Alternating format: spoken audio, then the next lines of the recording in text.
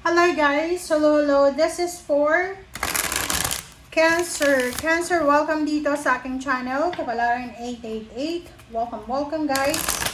Alamin natin kung anong messages, vibration, gabay, energy para sa lahat ng Cancer. So, this is general reading. So, timeless siya. So, pwedeng ngayon yung message na yan, bukas, makalawa, or kung kailan siya papasok para sa inyo. Okay? So, let's check.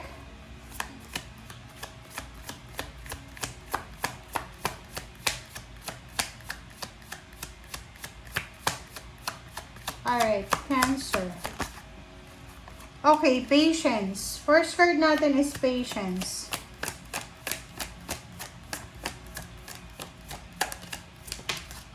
Next card natin is sacrifice. Okay, Cancer. Number 14, which is 5, and number 12, sacrifice. Meron ditong Cancer na sobra-sobra yung sacrifices mo. Sobra-sobra yung pagsasuffer mo.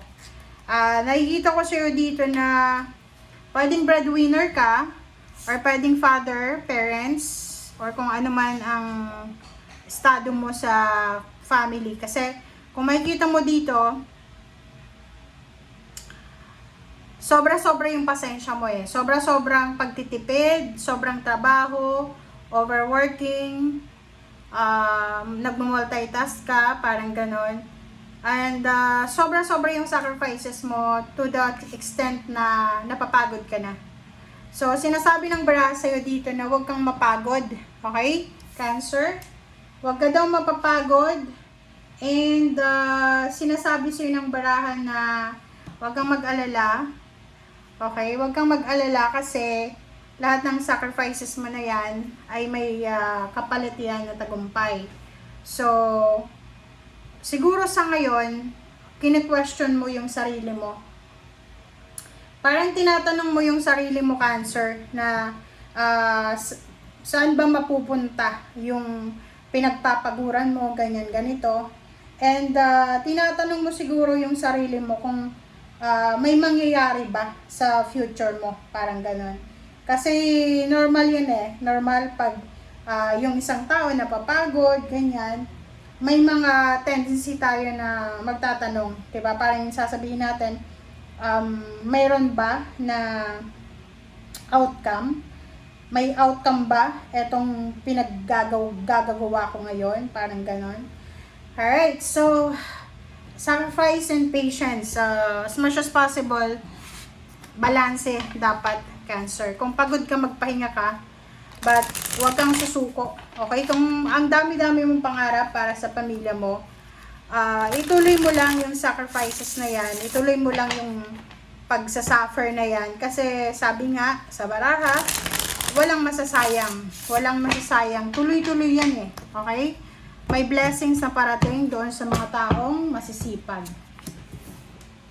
Okay, the moon. 4 of Wands. 8 of Wands. 3 of Wands. And the last card natin dito ay 4 of Cups. So, yung 5 cards mo dito, sinasabi ng barahan na meron ka ditong takot eh. Natatakot ka para sa health ng pamilya mo, para sa financial and emotional health ng family mo. Sinasabi ng baraha sa'yo dito, napaka-responsable mo. It's either you're a parent or you're parang anak. Hindi ka naman breadwinner, pero ang nakikita ko sa'yo dito, natatakot ka sa kakahinatnan ng iyong pamilya. Especially kung may anak ka. Ang sabi ng baraha sa'yo dito, Cancer, na huwag kang matakot, okay? Huwag kang matakot as long as na healthy ka. Kaya nga yung sabi sa baraha sa mga Scorpio na mas importante yung health natin, okay? Kasi pag yung health na yung namroblema, mahihirapan ka ng magtrabaho. So, kung talagang mahal mo yung pamilya mo, kailangan mong alagaan ang health mo, okay? So, dito sa barahang to,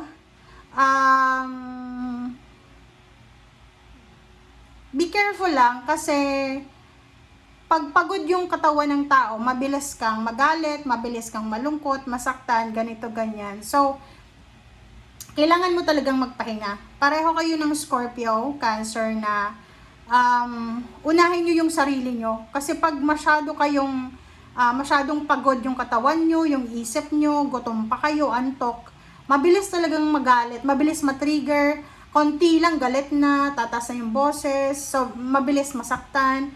Akala nyo kayo yung center ng lahat kasi ano kayo, pagod ka eh. Pag ganun yung pagod, so kailangan mong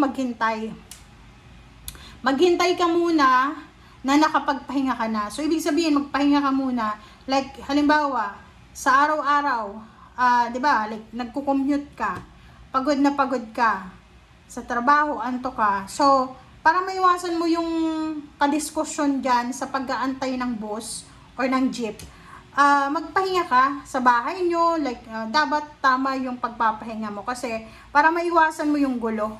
Kasi dito sinasabi ng baraha, mabilis kang magalit eh. Bilis kang magalit, mabilis kang magtampo, ganyan ganito kasi pagod ka. Okay? Alright. So, dito naman sa the moon, Queen of Pentacles, so yun, nag-aalala ka eh. You're worried about the money, about the financial success. Masyado kang nag-aalala para sa future mo eh. Masyado kang nag-aalala kung ano bang mangyayari sa susunod na kabanata. 'Di ba? So, yun nga, sabi ng baraha dito, wag kang masyadong mag-alala, wag kang masyadong mag-panic. Pinangungunahan mo na eh. 'Di ba? As long as na you are hardworking, ayos lang 'yan. Four of Wands, 'di ba? Sabi sa'yo ng baraha sa'yo na lahat ng sacrifices mo, mayroon patutunguhan 'yan. If you're waiting for recognition, for rewards, for promotion, mapopromote ka din. So, 'yun. 'Di ba? So, as much as possible, importante daw sa inyo, Cancer, yung pagpapahinga. Okay? Magpahinga ka.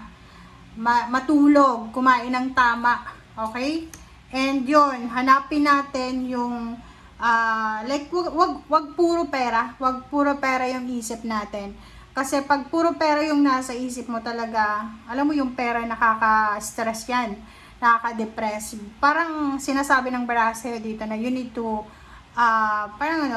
live within lang sa kung ano yung kaya natin. Okay? Be contented, appreciate everything. Okay? King of Swords.